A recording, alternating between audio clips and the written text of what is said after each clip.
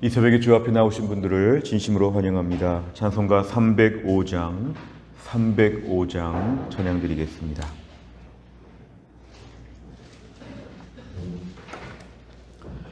찬송가 305장입니다.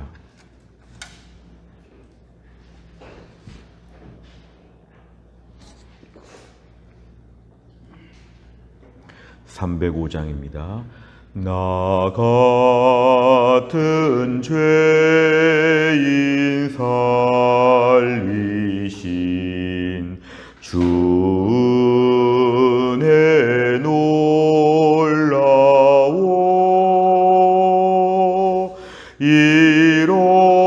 잃었던 생명 찾았고 광명을 얻었네. 큰 죄악에서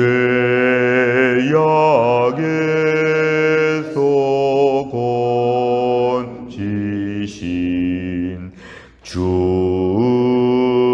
은혜 고마워. 나 처음 믿은 그 시간 귀하고 귀하다.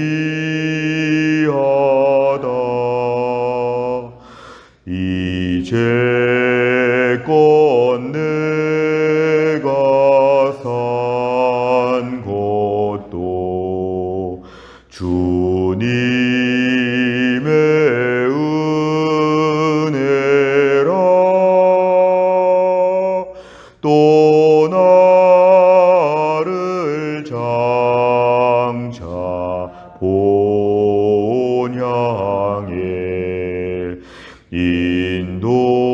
인도해 주시리.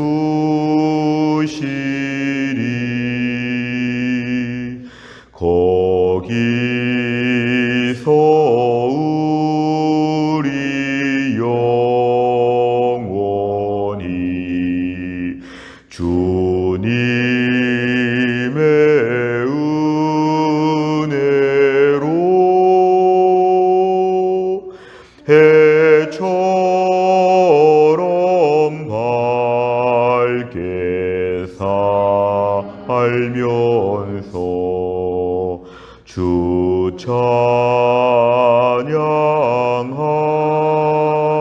찬양하리라.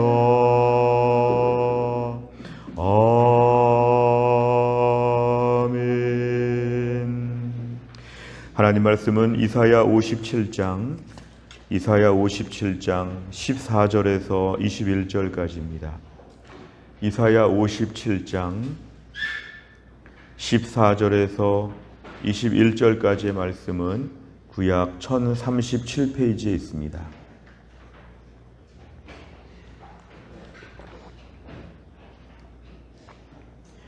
이사야 57장 14절부터 21절까지의 말씀 저 한 절씩 교독하겠습니다. 그가 말하기를 도두고 도두어 길을 수축하여 내 백성의 길에서 거치는 것을 제하여 버리라 하리라.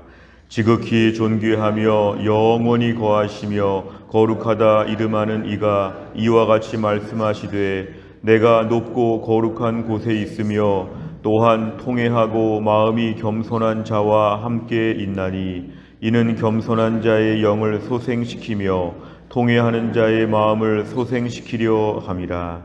내가 영원히 다투지 아니하며 내가 끊임없이 노하지 아니할 것은 내가 지은 그의 영과 혼이 내 앞에서 피곤할까 함이라.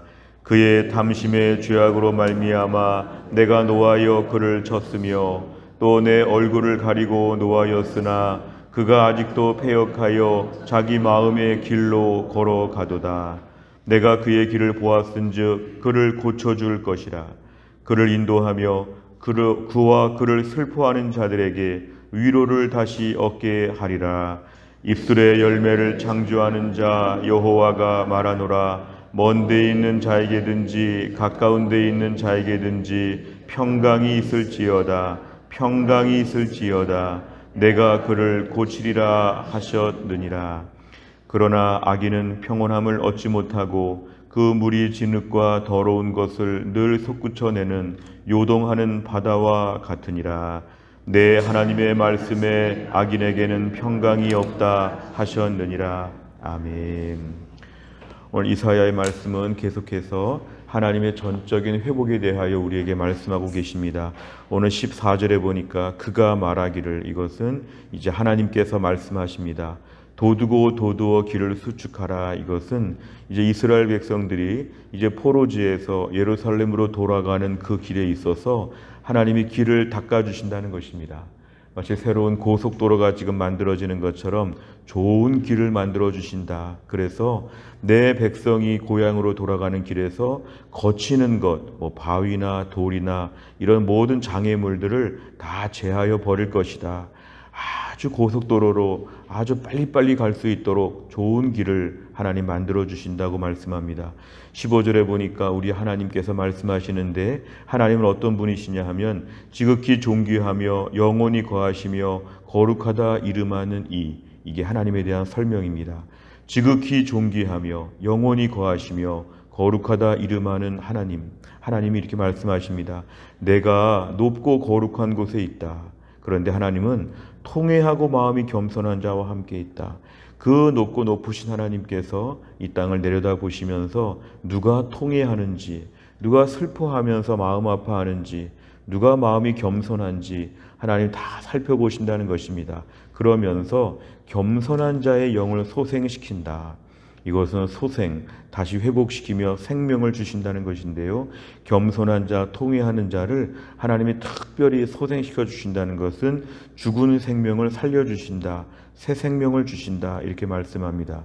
하나님의 기본적인 능력과 하나님의 기본적인 성품에 대하여 오늘 15절에서 말씀합니다. 그러면서 이스라엘 백성들을 향해 주시는 말씀은 16절에 보면은 내가 영원히 다투지 아니하며 끊임없이 노하지 아니한다. 이것은 뭐냐면은 하나님이 그동안 이스라엘 백성들의 죄에 대해서 벌을 내리시고 이들에 대해서 엄중한 검사와 같이 철저하게 조사해서 형벌을 내리셨는데 이제 그렇게 안 하신다는 것입니다. 더 낱낱이 살펴보지 않겠다는 것입니다. 왜냐하면 내가 지은 그의 영과 혼이 내 앞에서 피곤한다.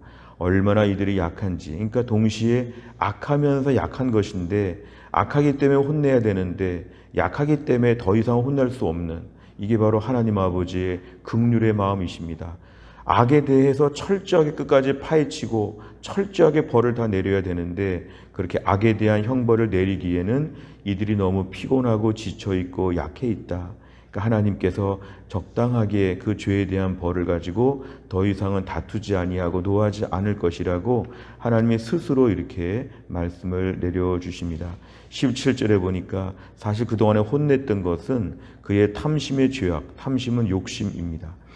이스라엘 백성들의 욕심과 모든 죄악 때문에 하나님 그동안 노하고 쳤다는 건 형벌을 내리고 바벨론 포로가 되고 포로지에서 서러움을 겪게 하고 고생 많이 하게 했는데, 하나님의 얼굴을 가렸다는 것은 하나님의 인자와 긍휼, 분이엘이 하나님의 얼굴을 뵙게 될 때 은혜가 있는데, 그 하나님의 얼굴을 가렸다는 것은 하나님께서 우리에게 차마 얼굴을 보실 수 없고 하나님의 인자하신 얼굴빛을 가린 것처럼 하나님이 노하였는데, 이스라엘 백성들은 아직도 정신을 못 차리고 패역하며 자기 마음의 길로 걸어갔다. 형벌을 받고 있는 중에도 왜 형벌을 받았는지도 모르고 그냥 힘들다 이런 얘기만 하는 이스라엘 백성들, 아직도 패역했다. 다시 말하면 하나님이 회복을 줄 만큼 온전해지지는 않았던 이들의 모습을 그대로 적나라하게 말합니다. 아직도 패역하다. 70년의 포로를 다 겪고도 아직도 정신을 차리지 못하다. 그러나 은혜가 18절입니다. 내가 그의 길을 보았은즉 그를 고쳐줄 것이라. 하나님이 고쳐준답니다. 이 고쳐줄 때는 하나님께서 이들의 형편도 고쳐주시고 죄악도 고쳐주시고 이들의 모든 것을 회복하여 주시면서 내가 고쳐준다. 전인격적으로 회복을 하여 주신다. 그래서 위로함을 받게 한다는 것은 하나님 이들을 긍휼히 보신다고 하는 하나님의 약속입니다. 19절에 보니까 입술의 열매, 이거는 하나님 앞에 찬양하는 걸 얘기하죠. 입을 열기만 하면 찬양하는 그 입술의 열매, 이건 하나님으로부터 나오는 것인데요.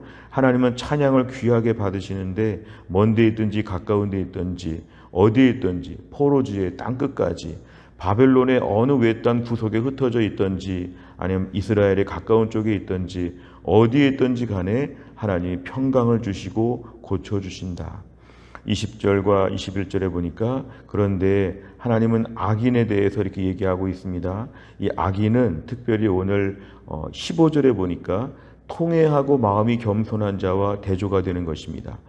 비록 부족해도 여전히 패역해도 통회하고 마음이 겸손한 자, 죄를 졌더라도 통회하고 마음이 겸손한 자는 하나님 회복시켜 주시는데 사실은 통회하고 겸손한 마음이 없으면 20절 평온함을 얻지 못하고 그 물이 진흙과 더러운 것들을 솟구쳐내는 요동하는 바다와 같고 평강이 없다 말씀합니다. 결국은 아직도 패역하여 자기 마음의 악한 길로 17절같이 걸어간다고 할지라도 하나님 앞에 15절같이 지금이라도 통회하고 겸손한 마음을 갖게 되면 회복시켜 주시고 20절같이 그런 마음을 갖지 않으면 평강이 없는 삶으로 곤두박질을 친다. 이렇게 오늘 말씀하고 있습니다.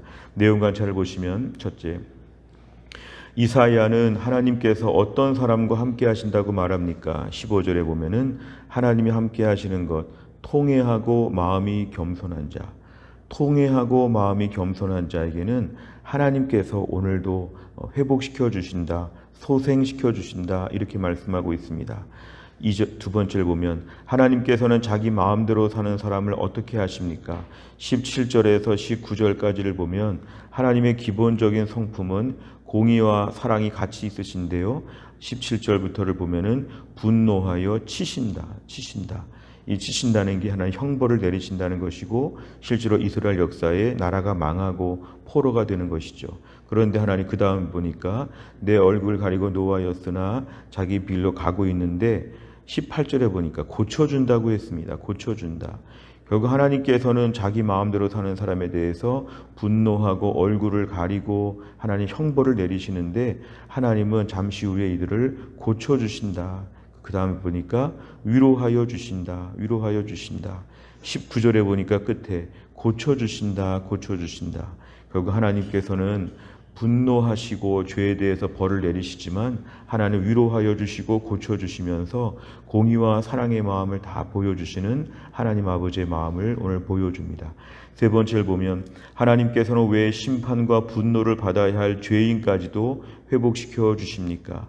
오늘 본문에 하나님이 지금 17절에 보니까 아직도 패역하여 자기 마음의 길로 걸어갔다. 그러면 하나님의 회복도 아직 멀었다고 이렇게 봐야 합니다. 아직 정신을 차리지 못한 것이죠. 시정하지 않은 것입니다.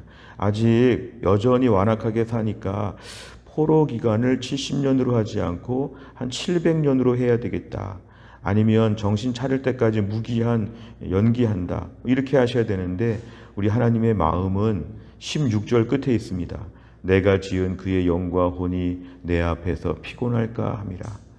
하나님 기본적으로 죄인에 대해서 벌을 내리시지만 그 죄인의 심령이 너무 피곤하고 지칠까 하나님은 마음 써주신다는 것이죠. 그래서 하나님은 여전히 범죄했지만 18절 같이 내가 꼭 고쳐줄 것이다. 이게 하나님의 성품이라는 것이고 그래서 이스라엘 백성들이 70년 만에 본토로 돌아오는 회복이 있었다는 걸 우리가 알 수 있습니다. 오늘도 우리의 삶 가운데는 17절 같은 말씀이 참 해당됩니다. 그렇게 믿음으로 살고 은혜를 받았다고 하면서도 아직도 패역할 때가 많습니다. 아직도 패역합니다. 은혜를 받았고 직분도 맡았고 신앙생활 오래 했는데 여전히 패역합니다. 물론 덜 패역할 때도 있지요. 어떤 날은 굉장히 즐겁고 찬양하고 순종하고 주의 일을 열심히 하고 기분도 좋고 은혜로운 모습을 보일 때도 있습니다. 그런데 어떤 날을 보면 아직도 강팍합니다. 아직도 거칩니다. 아직도 불신자 같고 초신자 같고 아직도 믿음 안에서 미성숙한 어린아이 같습니다.